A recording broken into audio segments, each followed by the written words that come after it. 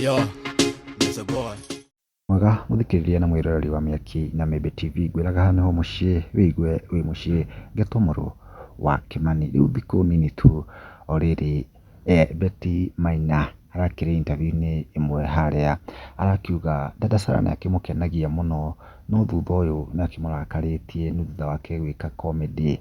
Nĩwakĩmenya Dada Sarah agĩkaga comedy kũringana na iria ciragĩtrenda. Iria ciragĩtrendaga wiki thiru nĩ cia Kindiki Deputy President mũthure nominated na mũtumia wake. Rĩrĩa marakĩingĩraga harĩa podium-inĩ, Dada Sarah arakĩmĩtĩte mena mũrunawe tagwo Kairũ. Rĩu Betty Maina aragĩcangĩra ĩno arakiuga nĩakĩendete Dada Sarah, no rĩrĩa aragĩkire comedy ĩyo ndanagĩtuĩka wa kũmũkenia ona hanini. Kuma hau ndarakĩrorera. Dada Sarah nake mũthenya wa ira ndanagĩkirĩra hau, aragĩũka gatagatĩ ka Facebook yake arandĩka arauga atĩrĩrĩ, niko jikoni nilipika comedy ingine mwaki.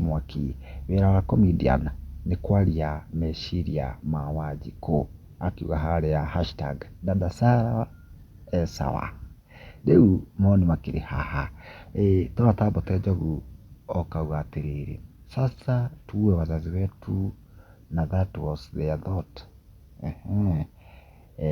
Wambui akauga atĩrĩrĩ, who is realizing how bitter this woman is. Sasa girlfriend Dada Sarah fan page na Kairũ wa Ndeiya wamefikiwa na nginya matiũĩ kũrĩa bunge ĩrĩ. No rĩu hena ĩngĩ haha, Mũthoni wa Kĩrumba nake oka nĩ comment, andĩka tu emoji agũtheka harĩa na amũhe hinya na acoka amũhe emoji ya wendo harĩa.